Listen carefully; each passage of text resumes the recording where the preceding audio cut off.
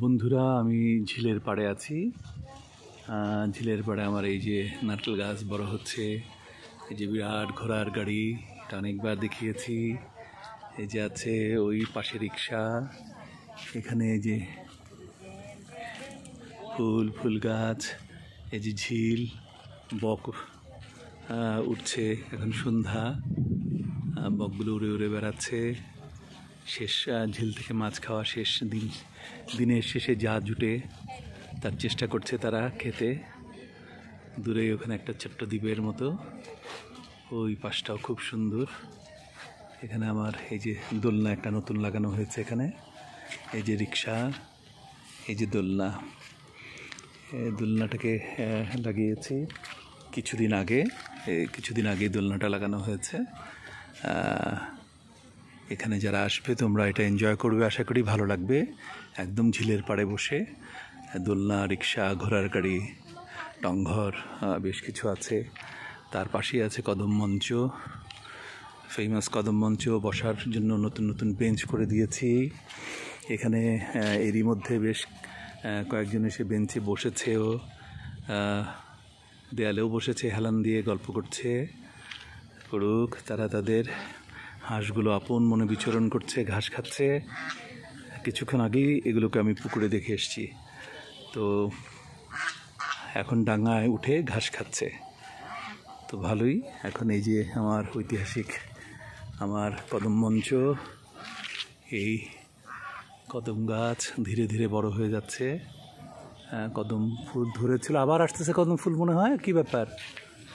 ওই যে এখনো কদম ফুল ধরে আছে, তো ফুটে আছে, ওই যে প্রচুর কদম আবার নতুন করে আসতেছে। এখন তো কদম সিজন না, কিন্তু এত ঝেঁকে ধরেছে কদম, বুঝতে পারলাম না। সবার লোকে কি ভালোবাসা আছে, সেই ভালোবাসার প্রতীক হিসেবে ভরে গেছে কদম। এখন ফুটে নাই, কিছু ফুটেও গেছে, কিন্তু এই অসময় এত কদম, এটি তো বুঝতে পারছি না। এত কদম ধরল কোত্থেকে? এই সময় তো ধরার কথা না। যাই হোক, গাছের এটা লীলা বৈচিত্র্য হতে পারে, প্রকৃতির খেলা হতে পারে।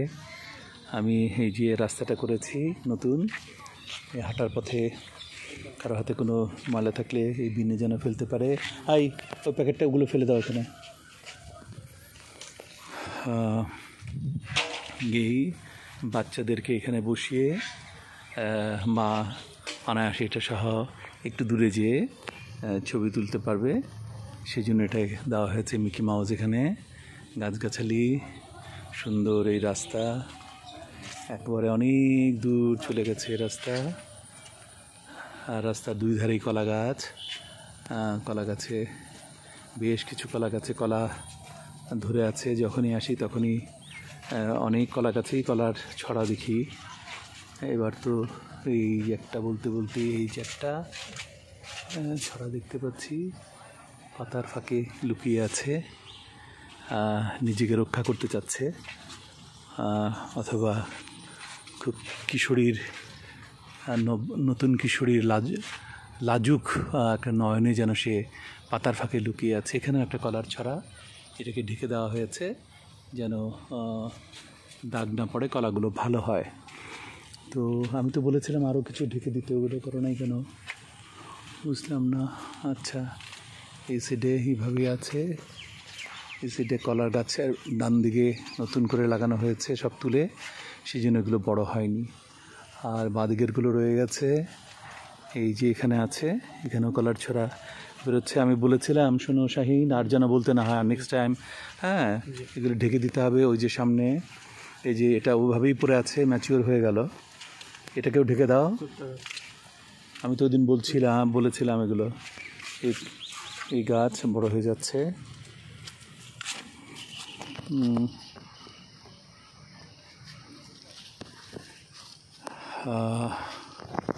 সব গাছগাছালি বড় হয়ে যাচ্ছে।